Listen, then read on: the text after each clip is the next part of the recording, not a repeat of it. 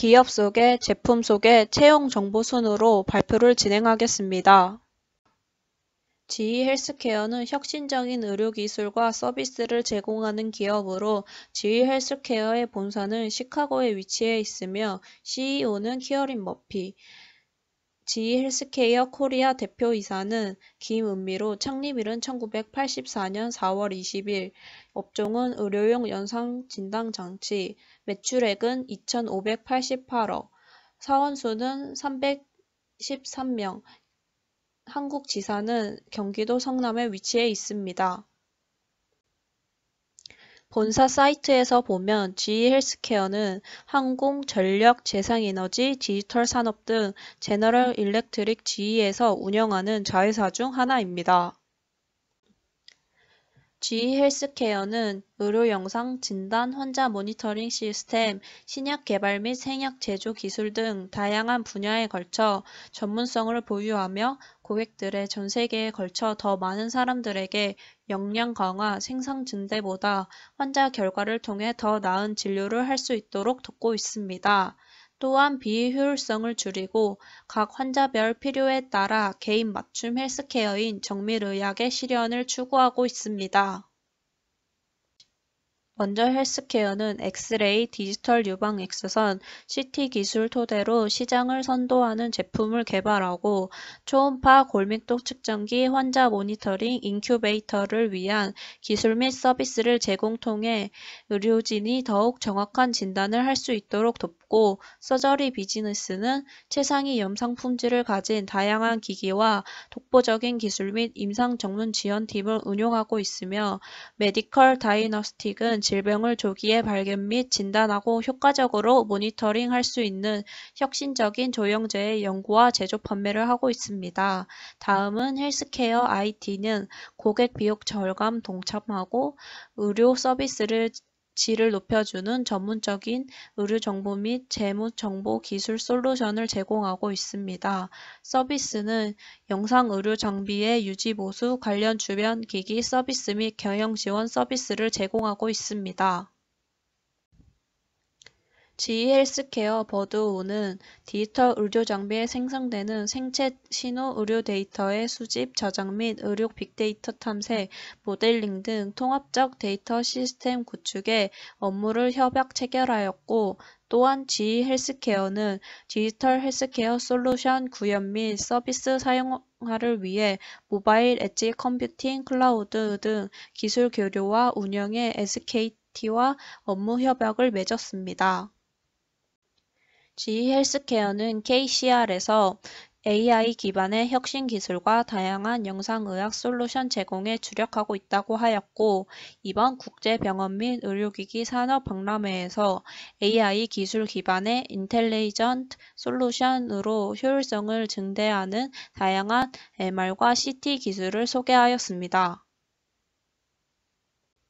그 다음은 제품 소개를 하겠습니다. 로직 시리즈는 혈관, 유방, 중재술, MSK, 심장 등 정신 영상을 촬영할 수 있는 범용 초음파입니다.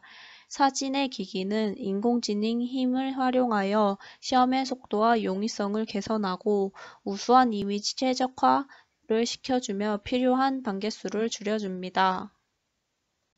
로직 EC는 입증된 고성능 C-사운드 아키텍처를 가지고 있어 탁월한 이미지 품질과 자동 최적화된 이미지를 제공하고 레디언 플로우2를 가지고 있어 특히 MBI와 결합하였을 때 작은 혈류와 혈관을 시각화할 때 거의 3D 모양으로 제공을 합니다. 그 다음 S8은 B플로우를 가지고 있는데 혈류 에코의 직접적인 실시간 시각화를 통해 고감도 및 광범위한 범위를 측정할 수 있고 스캔 도우미를 가지고 있어 키 입력을 줄이고 시험 시간을 표준화하는 데 도와줍니다. 그 다음 P10은 파워 어시스턴트를 가지고 있어 이동 중에도 전원 공급을 하며 재부터하는 데 시간을 할애할 필요 없이 환자 침대 옆에서 즉시 스캔할 수 있습니다. 로직 EC의 구조로는 모니터, 겟 홀더, 오퍼레이트 패널, 프로브 홀더, 브레이크 해체 및 위아래 컨트롤, 하드디스크 라이브 표시 등 프로브 커넥터, 브레이크로 구조가 되어 있습니다. 사진과 같이 여러 개의 프로브를 사용할 수 있어 알맞는 진단을 내릴 때 사용을 할 수 있습니다. BBD 시리즈는 심초음파 검사를 할 때 사용하는 기기입니다. 심장 자동 도플러, 심근 장축, 변혈율 산출, 심박량 산출 탑재하여 환자의 상태 판단, 기록 및 추적 관찰이 가능한 기기입니다. BBD-29는 플렉시라이트 심장구조 사실적 강원 기반 조명을 위한 렌더링 기술을 가지고 있고 CT 퓨전, 심장 해부학에 대한 더 나은 이해를 위해 시야를 4D 초음파 이상으로 확장하여 심장 중재 수술 시 구조에 대한 이해를 높일 수 있습니다. 그 다음은 S70N은 4D 컬러를 가지고 있어 최적의 흐름 인식 및 고속 Z의 원점 및 크기 반토막 시각화를 위해 가지고 있는 기술이고 4D 마커는 4D 초음파 볼륨 데이터 세트 및 해당 2D로 보았을 때 모든 각도로 볼 수 있는 기술로 수술에서 의사소통 시 용이하게 사용이 됩니다. IQ는 2D 자동 측정을 가지고 있어 측정할 때 3번 클릭으로 완료가 가능합니다. 그 다음 자동 측정 스펙트럼 인식은 AI 힘으로 2번의 클릭으로 광범위한 도플러 측정을 완료할 수 있습니다. 비비드 전면 구조로는 기본 디스플레이 모니터, 스피커, 터치패널, 영수자 키보드, 비디오 프린트, 네트워크 및 하드디스크 드라이브, 프로브 및 겔 홀더, 바퀴 제어, 프로브 포트, 도플러 프로브 포트, CD 드라이브, 프로브 케이블 후크, 제어판, 프로브 겔 홀더가 있으며 후면에는 후면 핸들, 제어 및 위아래, 수동 릴리스 레버, 외부 패널, 공기 필터, 뒷바퀴 브레이크, 전원 케이블 소켓, 전원 케이블 후크, 보관 영역이 있으며 프로브는 몸체, 봉인 렌즈가 있습니다. 그 다음 소개할 제품은 V스캔 에어로 터치스크린 형식으로 흑백 해부학적 영상과 컬러 코드 혈류 영상 사이를 실시간으로 전환이 가능하고 저장한 이미지를 클라우드 서버에 저장하여 의료진들 간의 공유가 가능하고 부팅에서 영상화까지 빠른 시간 안에 이루어져 응급 현장에서 빠른 진단이 가능하고 듀얼 프로브로 각 측면은 이미지 분절을 저하시키지 않습니다. 이 제품의 구조는 위쪽은 심부 조직 스캔용 곡선 배열 트랜듀서로 광역폭은 2에서 5MHz고 깊이 최대는 24cm, 소자 개수는 128개, 시야각은 60도, 복부, 태아, 폐, 심장, 혈관, 말초혈관, 흉부에 사용하고 아래쪽은 표층 조직 스캔용 선형 배열 트랜듀서로 광역폭은 3에서 12MHz, 소자 개수는 192개, 깊이 최대는 최대 8cm, 소기관, 흉부, 폐, 안과, 생아, 두부, 카테터 설치에 사용하게 됩니다. 이 제품의 원리는 기계를 발생한 초음파는 인체 내부로 전파되어 밀도 차이에 따라 초음파 신호를 발생시키며 프로브에서 받은 초음파 신호는 다시 전기 신호로 변환이 됩니다. 초음파 신호는 주파수와 시간 응답 옵션이 있는 아날로그 및 디지털 회로에 의해 증폭 및 처리된 고주파의 전기 신호를 일련 디지털 이미지 신호를 변환하여 메모리에 저장하고 저장이 되면 디스플레이 정치에 전송되어 실시간으로 볼 수 있습니다. 앞서 기기들의 초음파 원리로는 초음파를 이용하여 검출하는 방법은 3가지가 있는데 펄스 반사법, 도플러법, 투과법이 있습니다. 펄스 반사법은 초음파 펄스파를 사용하여 인체 내부에서 반사를 이용하는 방법으로 초음파 검사법의 주를 이룹니다. 표시하는 방식으로는 A모드, B모드, M모드가 있습니다. 두 번째는 도플러법. 초음파가 운동하는 반사체에서 도플러 효과를 받아 반사파의 주파수가 변화하는 현상으로 이용 반사체의 운동 속도를 계측하는 방법입니다. 세 번째 투과법은 X선과 같이 초음파를 인체에 투과시켜 반대쪽에서 수신해 초음파의 투과 범위를 따른 감쇄 상황을 진단에 이용하는 방법입니다. 초음파 관련 영상을 보고 오겠습니다. 에서는 몸 안을 들여다보는 여러 가지 검사들이 있는데 그 중에서 오늘은 초음파 검사에 대해서 얘기를 해볼까 합니다.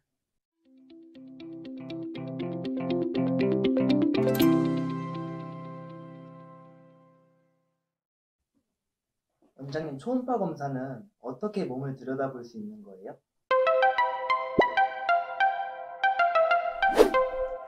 초음파 검사는요, 말 뜻 그대로 음파 중에 아주 가는 파장을 가진 것을 일정한 속도로 나오게 만들어 가지고 몸 안에다가 이렇게 갖다 대면 이게 물을 지나가는 속도, 지방을 지나가는 속도 또는 뼈를 지나가는 속도가 다 달라요. 그래서 그 원리를 가지고 이 몸 안에 있는 장기에 어떤 일이 벌어지고 있는지 우리가 해석할 수 있는 거죠. 원장님, 다른 검사 기구가 아닌 꼭 초음파를 써야 하는 이유가 있을까요? 초음파는 장점이 많아요. 첫째, 몸 안을 열지 않고도 거기다 몸에다 갖다 대기만 하는 걸로 우리가 알 수 있어요. 그래서 아프지 않고 어렵지 않고 환자한테 해를 주지 않고, 그래서 우리가 이게 무의해를 가하지 않는 그런 검사라고 해요. 예를 들어서 엑스레이는 엑스레이가 나의 몸을 통과하면서 엑스레이를 많이 째면 나쁘다고 그러잖아요. 그 다음에 CT도 역시 마찬가지로 엑스레이도 하고 주사도 맞고 그래야 되는데 초음파는 전혀 그런 문제가 없어요. 그래서 심지어는 임산부가 태아를 볼 때에도 초음파를 쓰니까요. 그래서 사람한테 위해하지 않고 아프지 않고 정확하게 볼 수 있는 장점이 있는 검사다라고 알 수 있고요. 또 몸 부위에 따라서 다 해서 예를 들어서 목에 있는 경동맥도 들여다볼 수 있고 갑상선도 들여다볼 수 있고 더 깊이 있는 간이라든지 신장이라든지 이런 걸 다 들여다볼 수 있어서 아주 유용성이 많고요. 더군다나 장기가 생긴 그대로 보여요. 그런 여러 가지 장점이 있어요. 원장님, 정말 궁금한 게 하나 있었는데 초음파 검사를 할 때면 저는 그 화면을 보면 하나도 모르겠거든요. 근데 선생님들은 그런 걸 확실하게 잘 알 수 있나요? 네, 그렇죠. 그래서 우리 몸의 장기에 어디에 뭐가 붙어 있고 어떤 모양이고 그 초음파로 볼 때는 어떤 게 정상인지 비정상인지를 공부하죠. 그래서 그런 지식을 충분히 습득하고 초음파는요, 검사하는 사람이 어떻게 부위를 에다가 기계를 대고 어떻게 움직이면서 보느냐에 따라서 내가 보고 싶은 거를 잘 볼 수 있는 사람이 있는가 하면 그 기술이 없으면 스쳐 넘어갈 수도 있어요. 그러니까 그런 사전의 지식, 이 의학적인 지식, 초음파를 할 수 있는 전문적인 지식이 꼭 필요한 거죠. 그래서 일반인은 그런 지식이 없으니까 해도 뭐가 뭔지 모르지만 그런 지식을 제대로 습득하신 의사 선생님들은 몸에 대해서 알고 또 초음파 기계에 대해서 알고 거기서 나타나는 영상에 대해서 알면 진단이 가능한 거죠. 투석혈관 시술 필요 여부를 정확하게 진단 내리기 위해서 기기를 사용하는데 투석혈관은 혈관 접근로라 불리며 동맥이 깊은 곳에 위치하여 접근이 어려워 동맥을 통하여 많은 양의 혈액이 체외 순환시키는 경우 손이나 발의 혈액 공급이 저하되는 부작용을 막고 원활한 투석을 위해 정맥과 동맥을 인위적으로 연결시키는 혈관 통로이다. 환자의 자가혈관을 사용하는 것과 인조혈관을 이용하는 두 가지 방법이 있으며 혈관 투석을 하는 사람은 당뇨병, 고혈압 등 여러 이유로 콩팥이 제 기능을 할 수 없을 때 시술이 시행이 된다. 기기는 하지 정맥류를 정확하게 진단 내리기 위해서 사용하는데 하지 정맥류란 정맥혈관이 구불구불하게 변하는 질환이다. 하지 정맥혈관이 비정상적으로 늘어나거나 혈관 내 판막 기능이 이상이 생겨 혈액순환에 장애가 발생하여 혈액이 올라가지 못하고 정체되거나 거꾸로 흘러내리는 것이다. 하지 정맥류 종류로는 세 가지가 있는데 첫 번째, 모세혈관 확장증, 지름 1mm 이하의 실핏줄이 보이는 것. 두 번째, 망상 정맥류, 지름 1에서 3mm의 푸른색을 띠는 확장된 정맥. 세 번째, 가지 정맥류, 지름 3mm 이상으로 늘어나 울퉁불퉁 보이는 정맥류를 말합니다. 그 다음 기기는 CT입니다. CT는 복수선의 X선 튜브와 검출기를 이용하여 서로 다른 각도에서 얻어진 동일 평면상의 자료를 재조합하여 전신의 단측면 영상을 얻는 기구입니다. 레볼루션 CT-ES는 어린이, 노인과 같이 가만히 있기 힘든 환자에게 높은 수준의 기술을 제공하며 높은 피치 모드와 80mm 검출기 Z 범위를 사용하여 빠른 스캔 속도를 보이고 딥러닝 이미지 재구성을 통하여 생성된 이미지는 뛰어난 공간 해상도, 낮은 대비 감지 기능성 및 선호하는 이미지 질감을 가진 이미지를 생성시킵니다. 그 다음은 넓은 80mm GSI 시준 및 50cm 시야는 최적의 스펙트럼 CT를 제공을 하고 있습니다.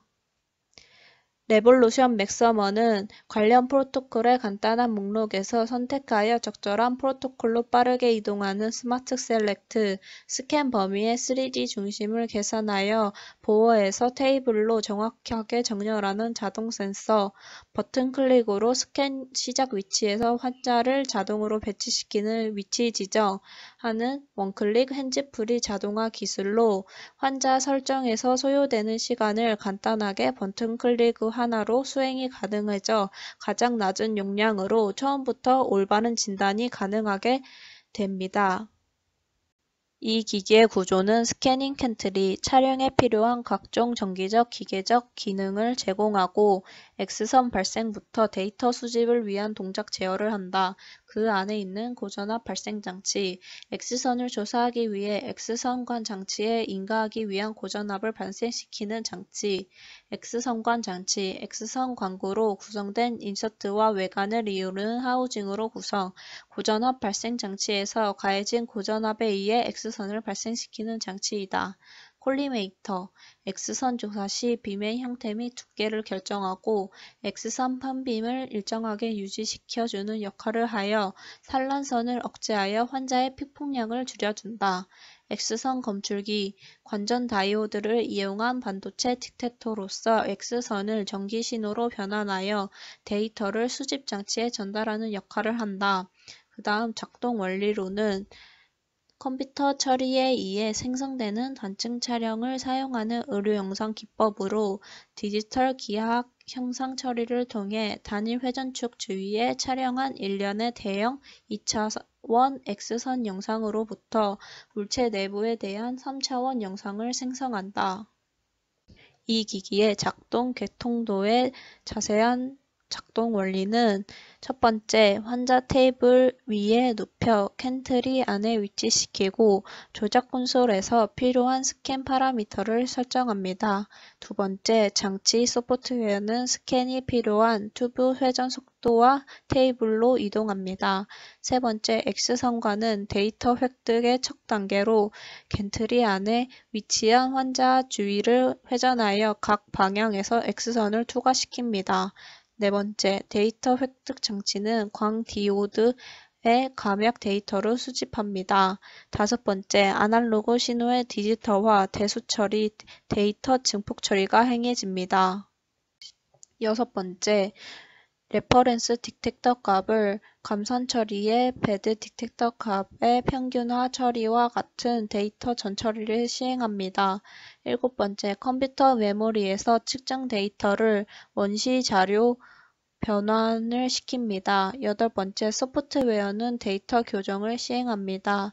아홉 번째, 스캔한 해부학적 위치와 특정 따라 수학 필터를 사용하여 알고리즘을 행합니다. 열 번째, 이미지 데이터를 마그네틱 하드 디스크에 단기 저장 요구 시 즉각 모니터로 정속합니다. 열한 번째, 필요에 따라 영상을 장기 저장 시스템인 보조 기억 매체에 저장, 타 시스템 전송을 합니다. 인체 내부를 한 장의 평면 사진으로밖에 볼 수 없다는 점에서 엑선의 한계가 있었는데요. 그래서 몸을 입체로 볼 수 있는 기술이 필요했습니다. 수학자 라도는 단층 영상의 원리를 처음으로 제시했는데요. 이를 실현할 기술이 없었다가 1970년대 초 미국 터퍼스터대의 앨런 코맥과 영국 EMI 연구소의 가즈프리 하운스필드에 의해 컴퓨터 단층 영상 촬영 장치 CT가 개발되었습니다. 살아있는 사람의 인체 내부의 구조를 영상으로 확인할 수 있다는 것은 정말 기적 같은 일이었어요. 이러한 장점 때문에 오늘날 CT는 머리, 폐, 심장, 뼈, 혈관에 이르기까지 인체의 모든 부위에서 사용되고 있는데요. 그렇다면 어떻게 CT가 엑선을 이용해 단층 촬영을 할 수 있었을까요? 들여다보고자 하는 물체를 360도 돌려가면서 엑스레이 촬영을 하게 되면 각각의 사진들에서 한 단면들의 성분을 잘라낼 수 있습니다. 이 사진을 일정한 길이로 똑같이 늘려 각도대로 사진을 돌려가면서 합성하게 되면 정말 신기하게도 잘라낸 단면에 2차원 정보를 얻어낼 수 있습니다. 이렇게 얻어낸 2차원 정보를 연달아 쌓으면 비로소 우리는 엑스레이를 이용한 3차원 신체 구조 모델을 얻어낼 수 있는 것입니다. 하지만 CT에도 심각한 단점이 있습니다. 근육의 차이 같은 조직 정보는 분별하기 어렵고요. 높은 에너지의 전리 방사선을 이용한다는 것이었죠.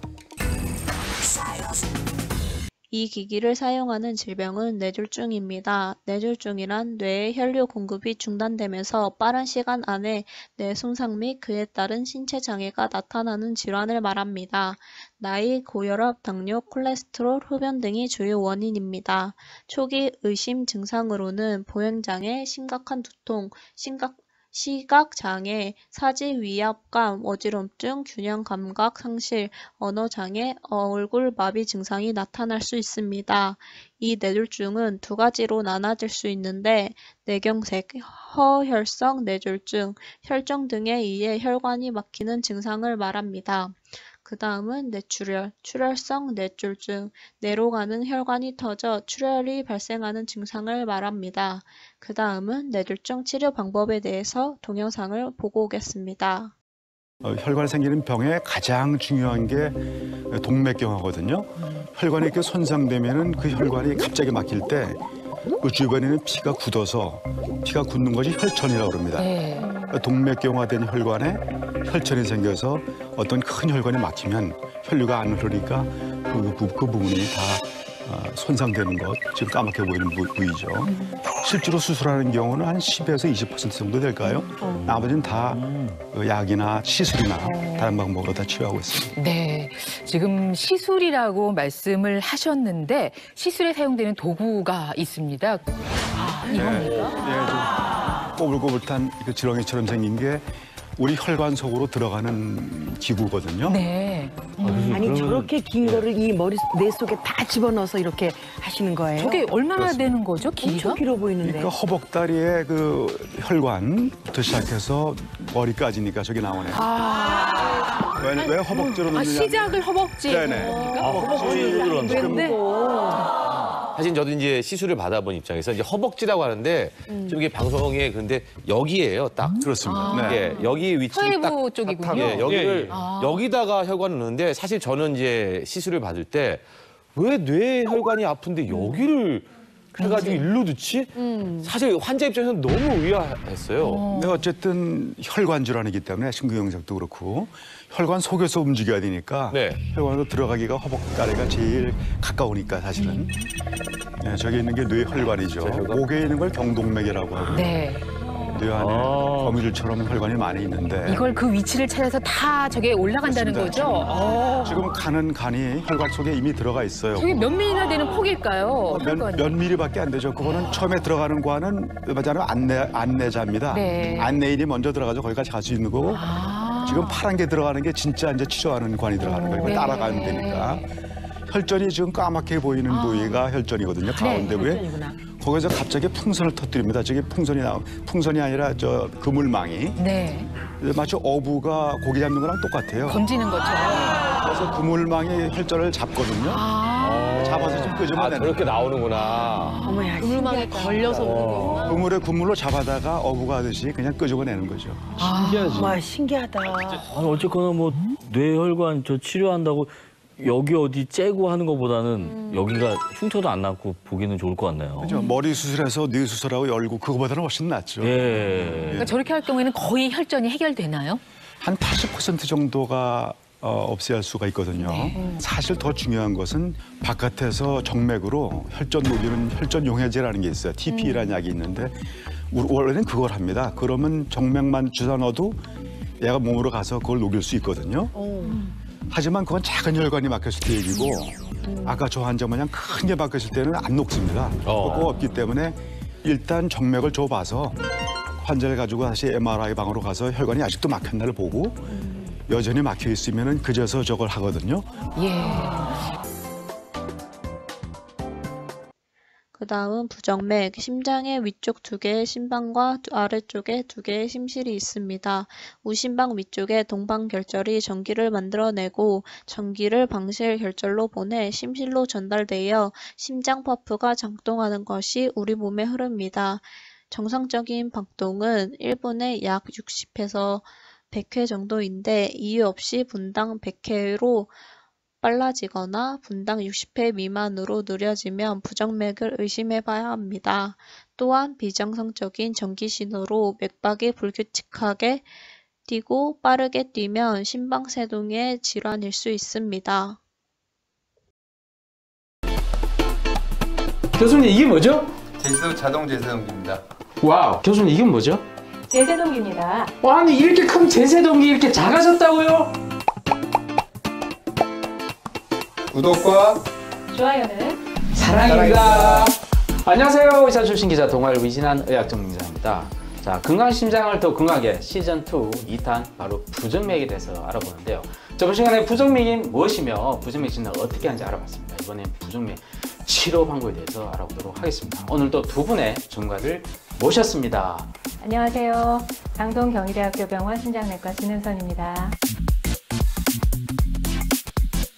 안녕하십니까. 가톨릭의대 서울성모병원의 오용석입니다. 결국은 부정맥 이거 치료가 중요하지 않습니까, 교수님? 야, 이 치료 좀 알려주세요. 일단 치료는 어떤 부정맥이냐에 따라서 치료의 종류나 치료의 방법이 굉장히 다양합니다. 물론 그 중에 있었을 때 간단하게 약물 치료라든지 치료가 필요 없는 경우도 있지만 어떤 경우에 있었을 때는 전극도자 절제술이라든지 어떤 박동기라든지 제스동기라든지 어떤 기계를 삽입해야 되는 경우도 있고 여러 가지 예를 들어서 치료 방법들을 생각해 볼 수 있습니다. 박동기라는 게 왠지 그 자기 심장이 안 뛰니까 뭔가 외부에서 충격을 줘서 못 뛰는 그런 얘기 같은데 박동기 어떤 겁니까? 몸에다가 배터리하고 전 밑줄을 갖다 집어넣게 되면은 심방 근육 전체를 수축시켜서 정상맥이랑 동일한 맥을 만들어주게 됩니다. 기계는 상당히 납작합니다. 그리고 쬐끄맣거든요. 네네. 그래서 얘를 앞 가슴 부위 피부를 한 3cm 정도 째고요. 거기에 쏙 넣는 그런 시술입니다. 결코 위험성이 있거나 많이 아프거나 그런 것이 아니니까 박동기 시술을 받는 것을 너무 두려워하지 마시기 바랍니다. 자, 그런데요, 그 뇌졸중을 일으키는 부정맥이 있다고 하는데요. 요즘 여러 매스컴을 통해서도 많이 소개가 돼서 많은 분들이 알고 계시는데요. 네네. 심방세동이 그것입니다. 네네. 말 그대로 심장의 윗집인 심방이 가늘게 떨리면서 움직이는 것. 원래는 심방이 쿵쿵 뛰면서 피가 아래로 쭉 순환이 돼야 되는데 네네. 떨리기 때문에 안에 피가 고이면서 혈전이 생길 수가 있고 네. 이 혈전이 혹시라도 떨어져서 날아가게 되면은 머리로 가면 뇌경색증이 올 수가 있는 것입니다. 그래서 일단 뇌경색이 오시게 된다 그러면은 빨리 골든타임 3시간 이내에 혈전을 녹이는 치료를 하셔야 되고요. 그리고서는 그것이 늦었다 그랬을 때는 이미 뇌경색이 왔기 때문에 손상된 뇌 조직을 빨리 복구할 수 있도록 재활치료나 신경과 치료를 받으셔야 됩니다. 조금이라도 심방세동이 의심되고 자기가 심방세동이 있다 그러면은 반드시 심방세동에 대한 항응고제를 복용하셔야지 어느 순간에 뇌경색이 오게 되면은 심방세동에 의해서 오는 뇌경색은 일반 뇌경색보다도 범위도 크고 손상도 크고, 그다음에 말도 못하고, 그다음에 치매도 잘 발생하고, 그다음에 뇌 손상이 큰 걸로 되어 있습니다. 그런데요, 자, 부정맥이 사실 무서운 게 갑자기 돌연사할 수 있는 그런 것도 있지 않습니까? 이 돌연사에 대한 그 위험한 부정맥을 되게 어떻게 치료하나요? 돌연사의 원인들은 대부분 심실세동입니다.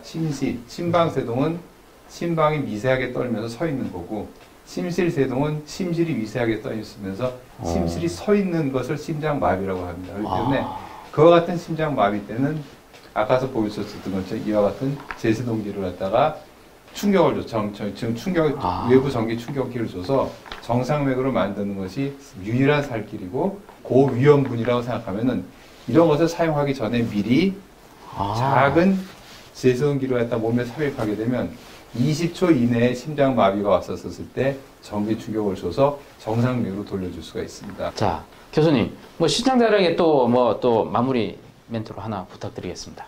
네, 부정맥이라고 하면 막연히 두려움만 가지고 계신 분들이 굉장히 많습니다. 걱정만 앞서시는데요. 그러실 필요 전혀 없습니다.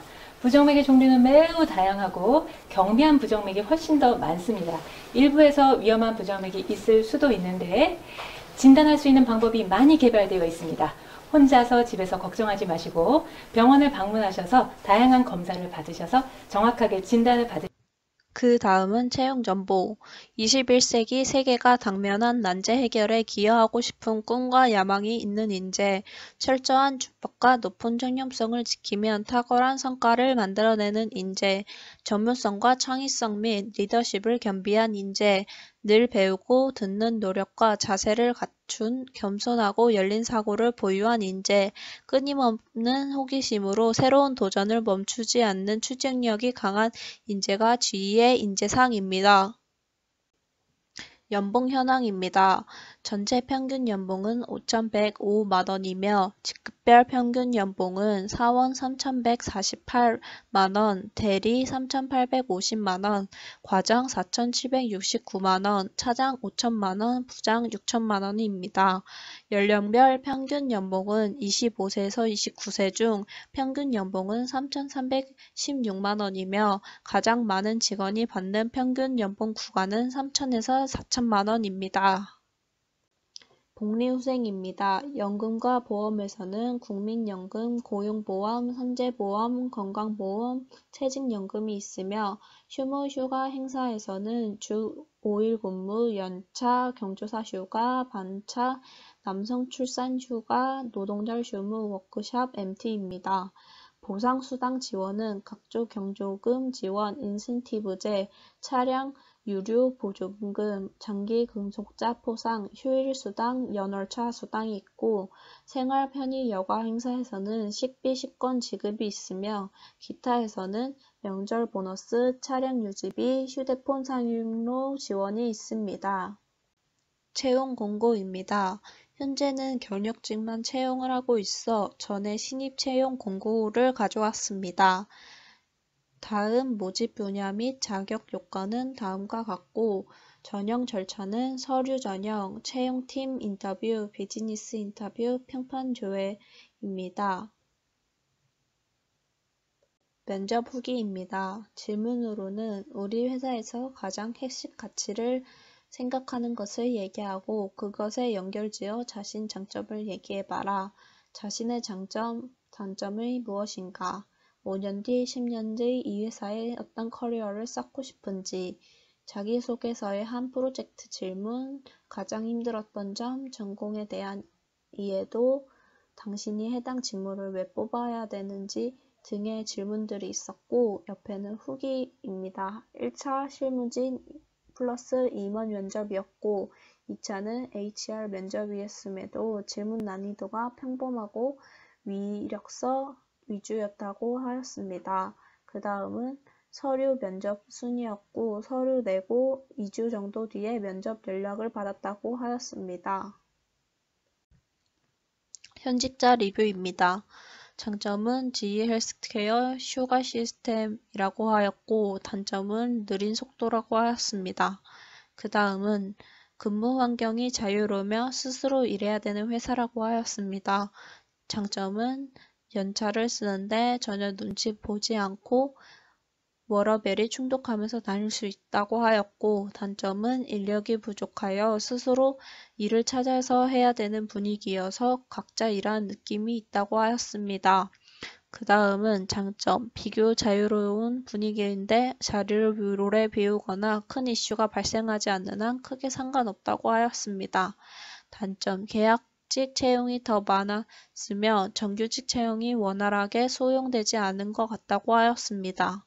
그 다음은 근무 환경이 나쁘지 않고 배울 점이 많은 기업이라고 하였습니다.